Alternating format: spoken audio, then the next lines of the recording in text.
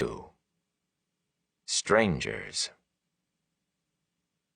When Rand and Matt carried the first barrels through the common room, Master Alvier was already filling a pair of mugs with his best brown ale, his own make, from one of the casks racked against one wall. Scratch, the inn's yellow cat, crouched atop it with his eyes closed and his tail wrapped around his feet. Tam stood in front of the big fireplace of river rock, thumbing a long-stemmed pipe full of tobacco from a polished canister the innkeeper always kept in the plain stone mantel. The fireplace stretched half the length of the big square room, with a lintel as high as a man's shoulder, and the crackling blaze of the hearth vanquished the chill outside. At that time of the busy day before festival, Rand expected to find the common room empty except for Bran and his father and the cat. But 4 more members of the village council, including Sen, sat in high-backed chairs in front of the fire, mugs in hand and blue-gray pipe smoke wreathing their heads. For once none of the stone's boards were in use, and all of Bran's books stood idle on the shelf opposite the fireplace. The men did not even talk, peering silently into their ale, or tapping pipe stems against their teeth in impatience as they waited for Tam and Bran to join them. Worry was not uncommon for the village council these days, not on Emond's Field, and likely not in Watch Hill or Devon Ride, or even Tarn Ferry, though who knew what Tarn Ferry folk really thought about anything. Only 2 of the men before the fire, Aral Luhan, the blacksmith, and John Thane, the miller, so much as glanced at the boys as they entered. Master Luhan, though, made it more than a glance. The blacksmith's arms were as big as most men's legs, roped with heavy muscle, and he still wore his long leather apron as if he had hurried to the meeting straight from the forge. His frown took them both in. Then he straightened around in his chair deliberately, turning his attention back to an overstudious tamping of his pipe with a thick thumb. Curious, Rand slowed, then barely bit back a yelp as Matt kicked his ankle. His friend nodded insistently toward the doorway at the back of the common room, and hurried on without waiting. Limping slightly, Rand followed less quickly. "What was that about?" he demanded as soon as he was in the hall that led to the kitchen. "You almost broke my—" "It's old Luhan," Matt said, peering past Rand's shoulder into the common room. "I think he suspects I was the one who—" He cut off abruptly as Mistress Alvier bustled out of the kitchen, the aroma of fresh-baked bread wafting ahead of her. The tray in her hands carried some of the crusty loaves for which she was famous around Emond's Field, as well as plates of pickles and cheese. The food reminded Rand abruptly that he had eaten only an end of bread before leaving the farm that morning. His stomach gave an embarrassing rumble. A slender woman, with her thick braid of graying hair pulled over one shoulder, Mistress Alvier smiled in a motherly fashion that took in both of them. "There is more of this in the kitchen if you 2 are hungry, and I never knew boys your age who weren't. Or any other age, for that matter. If you prefer, I'm baking honey cakes this morning." She was one of the few married women in the area who never tried to play matchmaker with Tam. Toward Rand, her motherliness extended to warm smiles and a quick snack whenever he came by the inn, but she did as much for every young man in the area. If she occasionally looked at him as if she wanted to do more, at least she took it no further than looks, for which he was deeply grateful. Without waiting for a reply, she swept on into the common room. Immediately there was the sound of chairs scraping on the floor as the men got to their feet, and exclaimings over the smell of the bread. She was easily the best cook in Emond's Field, and not a man for miles around but eagerly leaped at a chance to put his feet under her table. "Honey cakes," Matt said, smacking his lips. "After," Rand told him firmly, "or we'll never get done." A lamp hung over the cellar stairs just beside the kitchen door, and another made a bright pool in the stone-walled room beneath the inn, banishing all but a little dimness in the furthest corners. Wooden racks along the walls and across the floor held casks of brandy and cider, and larger barrels of ale and wine, some with taps driven in. Many of the wine barrels were marked with chalk in Bran Alvier's hand, giving the year they had been bought, what peddler had brought them, and in which city they had been made. But all of the ale and brandy was the make of Two Rivers farmers or of Bran himself. Peddlers and even merchants sometimes brought brandy or ale from outside, but it was never as good and cost the earth besides, and nobody ever drank it more than once. "Now," Rand said, as they set their casks in the racks, "what did you do that you have to avoid Master Luhan?" Matt shrugged. Nothing, really. I told Dan Alcar and some of his snot-nosed friends, Ewan Fingar and Dag Coplin, that some farmers had seen ghost hounds breathing fire and running through the woods. They ate it up like clotted cream. And Master Luhan is mad at you for that? Rand said doubtfully. Not exactly. Matt paused, then shook his head. You see, I covered 2 of his dogs with flour, so they were all white. Then I let them loose near Dag's house. How was I to know they'd run straight home? It really isn't my fault. If Mistress Luhan hadn't left the door open, they couldn't have gotten inside. It isn't like I intended to get flour all over her house. He gave a bark of laughter. I hear she chased old Luhan and the dogs, all 3, out of the house with a broom. Rand winced and laughed at the same time. If I were you, I'd worry more about Alsbet Luhan than about the blacksmith.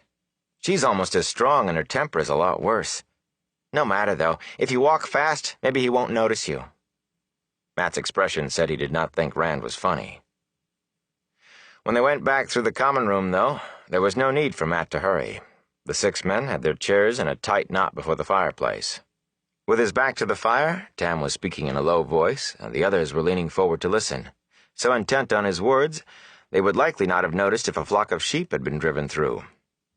Rand wanted to move closer to hear what they were talking about, but Matt plucked at his sleeve and gave him an agonized look.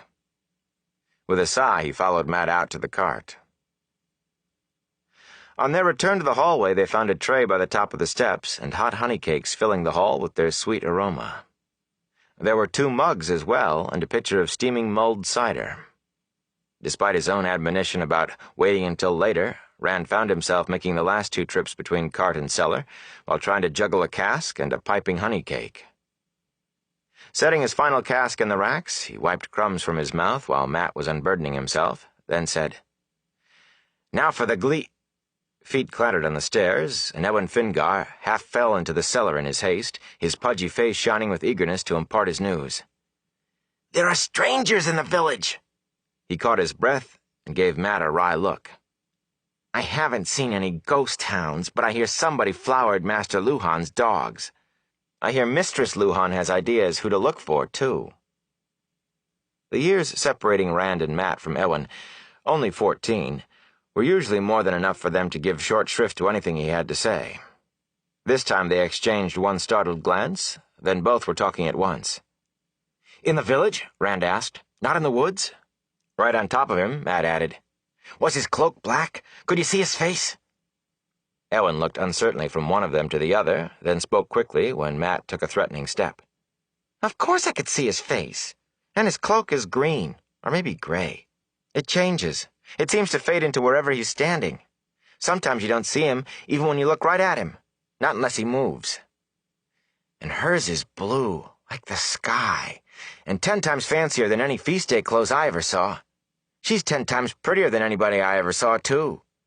She's a high-born lady, like in the stories. She must be. Her? Rand said.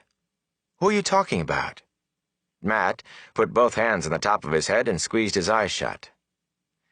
They're the ones I meant to tell you about, Matt muttered, before you got me off onto— He cut off, opening his eyes for a sharp glance at Ewan.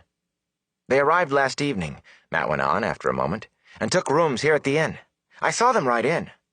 They're horses, Rand. I never saw horses so tall or so sleek. They look like they could run forever. I think he works for her. In service, Ewan broke in. They call it being in service in the stories. Matt continued as if Ewan had not spoken. Anyway, he defers to her, does what she says. Only he isn't like a hired man. A soldier, maybe. The way he wears his sword, it's part of him, like his hand or his foot. He makes the merchant's guards look like cur dogs. And her, Rand? I never even imagined anyone like her. She's out of a Gleeman story. She's like... He paused to give Ewan a sour look. Like a high-born lady, he finished with a sigh. But who are they? Rand asked. Except for merchants, once a year to buy tobacco and wool, and the peddlers, outsiders never came into the Two Rivers, or as good as never. Maybe at Tarn Ferry, but not this far south. Most of the merchants and peddlers have been coming for years, too, So they did not really count as strangers, just outsiders. It was a good 5 years since the last time a real stranger appeared in Emmons Field, and he had been trying to hide from some sort of trouble up in Bearlawn that nobody in the village understood. He had not stayed long. What do they want? What do they want? Matt exclaimed. I don't care what they want. Strangers, Rand. And strangers like you never even dreamed of. Think of it. Rand opened his mouth, then closed it without speaking. The black-cloaked rider had him as nervous as a cat in a dog run. It just seemed like an awful coincidence, 3 strangers around the village at the same time. 3, if this fellow's cloak that changed colors never changed to black. Her name is Moraine, Ewan said in the momentary silence. I heard him say it. Moraine, he called her. The Lady Moraine. His name is Lan. The Wisdom may not like her, but I do. What makes you think Nynaeve dislikes her? Rand said. She asked the Wisdom for directions this morning, Ewan said, and called her child. Rand and Matt both whistled softly through their teeth, and Ewan tripped over his tongue in his haste to explain. The Lady Moraine didn't know she was the Wisdom. She apologized when she found out. She did. And asked some questions about herbs, and about who is who around Emmons Field, just as respectfully as any woman in the village. More so than some. She's always asking questions about how old people are, and how long they've lived where they live, and, oh, I don't know what all. Anyway, Nynaeve answered like she'd bitten a green sweet berry. Then, when the Lady Moraine walked away, Nynaeve stared after her like... Well, he wasn't friendly, I can tell you that. Is that all? Rand said. You know Nynaeve's temper.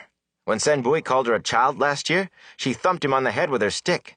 And he's on the village council, and old enough to be her grandfather besides. She flares up at anything, and never stays angry past turning around.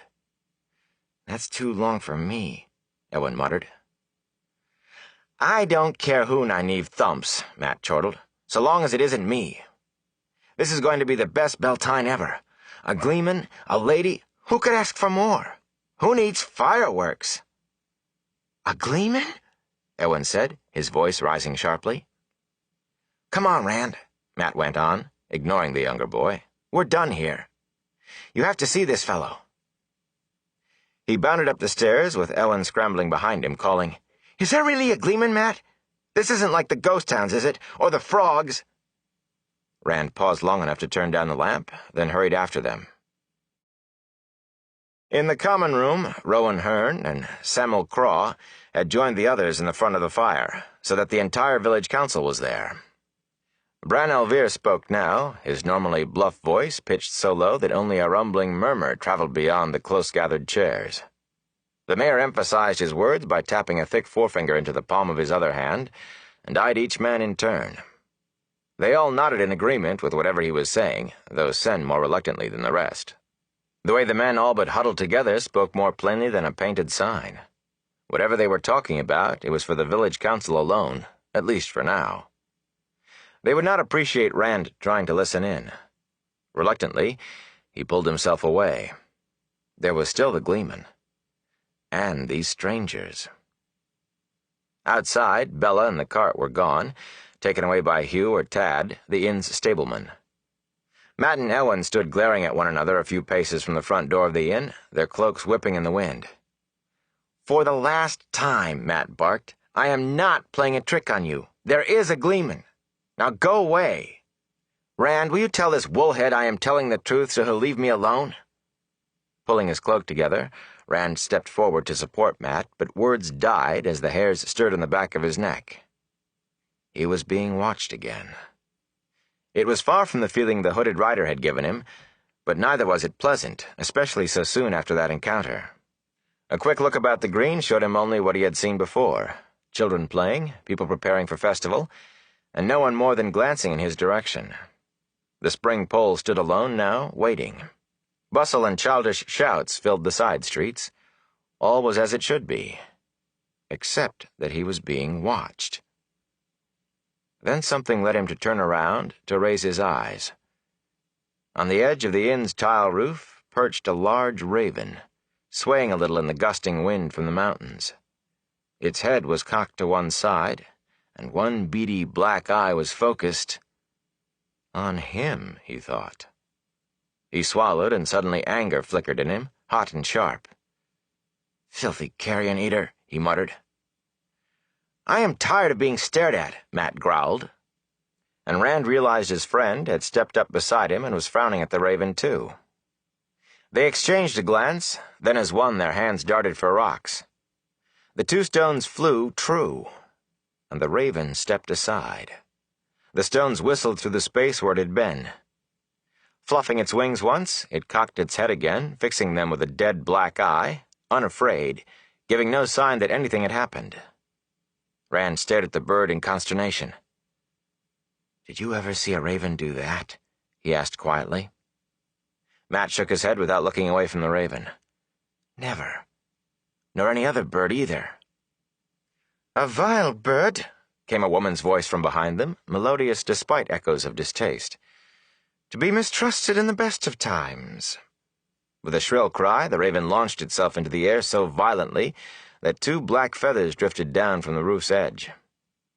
Startled, Rand and Matt twisted to follow the bird's swift flight over the green and toward the cloud-tipped mountains of mist, tall beyond the westwood, until it dwindled to a speck in the west, then vanished from view. Rand's gaze fell to the woman who had spoken. She, too, had been watching the flight of the raven, but now she turned back and her eyes met his. He could only stare. This had to be the Lady Moraine, and she was everything that Matt and Ewan had said. Everything, and more. When he had heard she called Nynaeve a child, he had pictured her as old, but she was not. At least, he could not put any age to her at all. At first he thought she was as young as Nynaeve, but the longer he looked, the more he thought she was older than that. There was a maturity about her large, dark eyes, a hint of knowing that no one could have gotten young. For an instant he thought those eyes were deep pools about to swallow him up.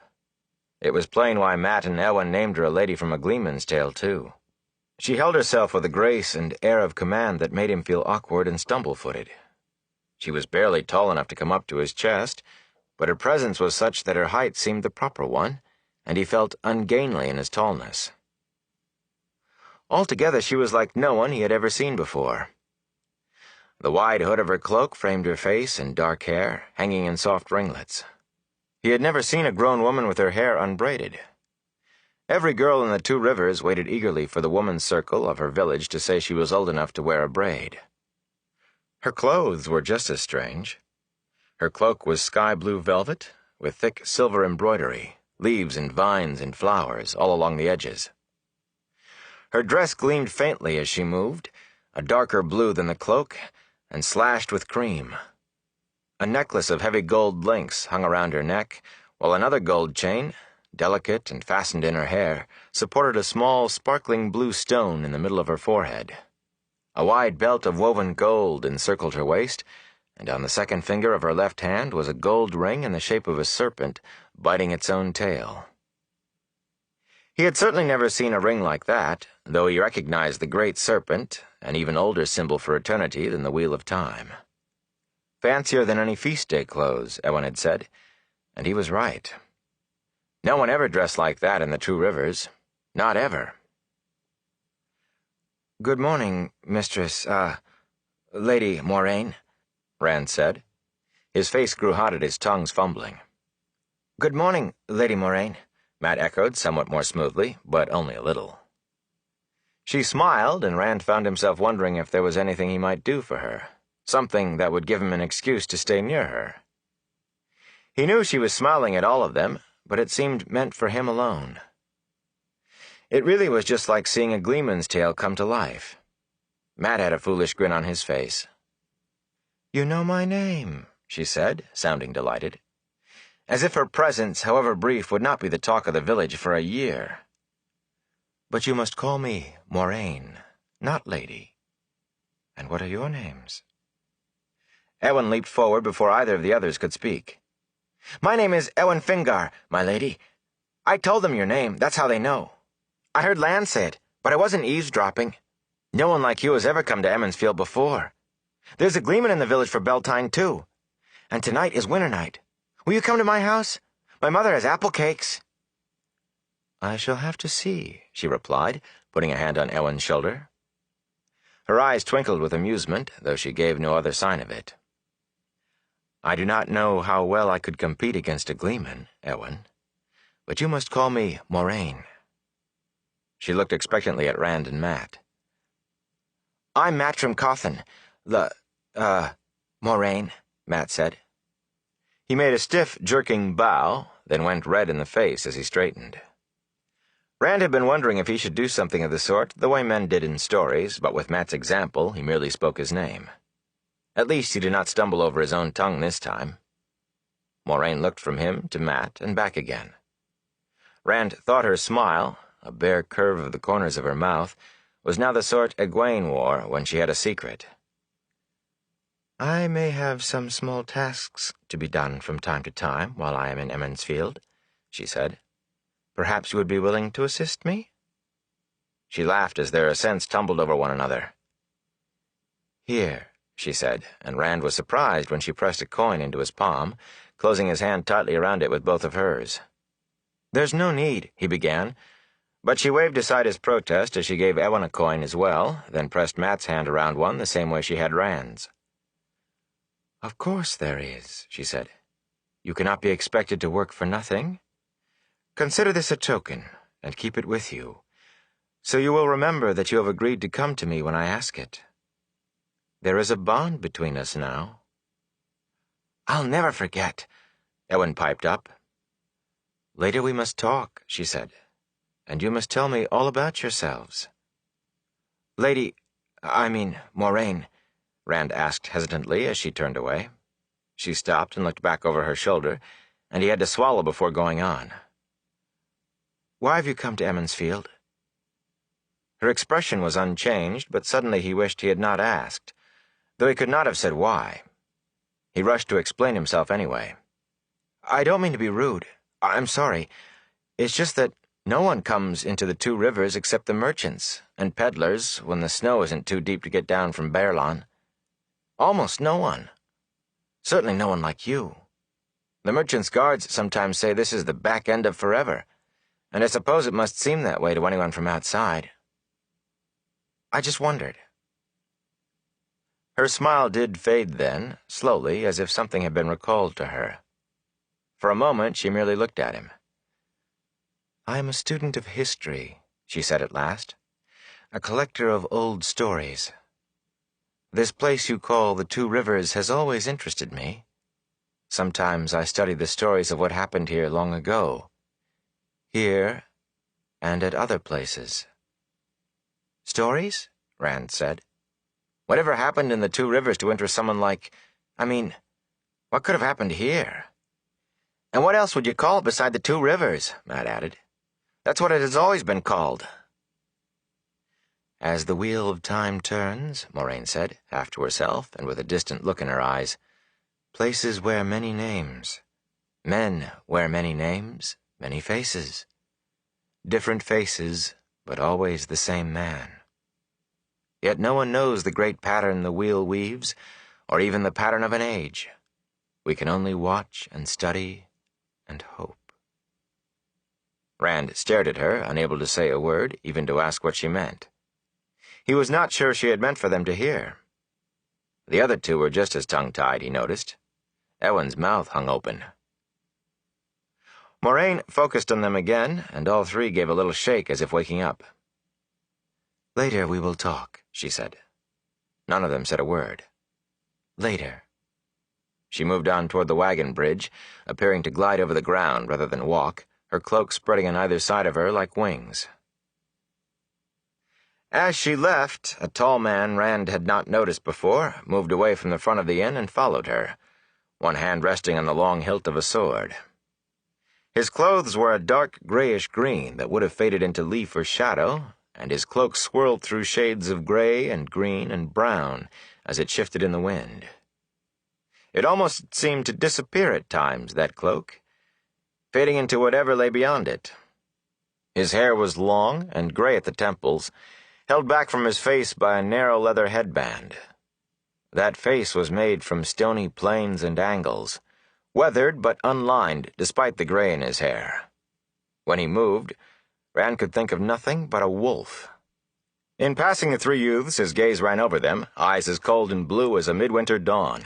It was as if he were weighing them in his mind, and there was no sign on his face of what the scales told him. He quickened his pace until he caught up to Moraine, then slowed to a walk by her shoulder, bending to speak to her. Rand let out a breath he had not realized he had been holding.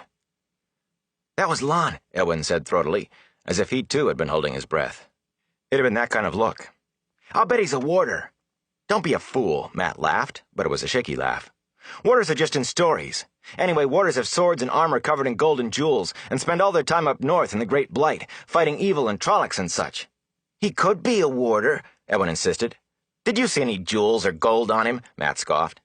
"Do we have Trollocs in the Two Rivers? We have sheep. I wonder what could ever have happened here to interest someone like her." "Something could have," Rand answered slowly. "They say the inn's been here for 1,000 years, maybe more." 1,000 years of sheep," Matt said. "A silver penny!" Elwyn burst out. "She gave me a whole silver penny. Think what I can buy when the peddler comes." Rand opened his hand to look at the coin she had given him, and almost dropped it in surprise. He did not recognize the fat silver coin with the raised image of a woman balancing a single flame on her upturned hand. But he had watched while Bran al'Vir weighed out the coins merchants brought from a dozen lands, and he had an idea of its value. That much silver would buy a good horse anywhere in the Two Rivers, with some left over. He looked at Matt and saw the same stunned expression he knew must be on his own face. Tilting his hand so Matt could see the coin, but not Elwyn, he raised a questioning eyebrow. Matt nodded, and for a minute they stared at one another in perplexed wonder. "What kind of chores does she have?" Rand asked finally. "I don't know," Matt said firmly, "and I don't care. I won't spend it either. Even when the peddler comes." With that, he thrust his coin into his coat pocket. Nodding, Rand slowly did the same with his. He was not sure why, but somehow what Matt said seemed right. The coin should not be spent. Not when it came from her. He could not think of anything else silver was good for, but— "Do you think I should keep mine, too?" Anguished indecision painted Elwyn's face. "Not unless you want to," Matt said. "I think she gave it to you to spend," Rand said. Elwyn looked at his coin, then shook his head and stuffed the silver penny into his pocket. "I'll keep it," he said mournfully. "There's still the Gleeman," Rand said, and the younger boy brightened. "If he ever wakes up," Matt added. "Rand," Elwyn asked, "is there a Gleeman?" "You'll see," Rand answered with a laugh. It was clear Elwyn would not believe until he set eyes on the Gleeman. He has to come down sooner or later. Shouting drifted across the wagon bridge, and when Rand looked to see what was causing it, his laughter became wholehearted. A milling crowd of villagers, from gray-haired oldsters to toddlers barely able to walk, escorted a tall wagon toward the bridge. A huge wagon drawn by 8 horses. The outside of its rounded canvas cover hung about with bundles like bunches of grapes. The peddler had come at last. Strangers and a Gleeman, fireworks and a peddler. It was going to be the best Beltane ever. Chapter 3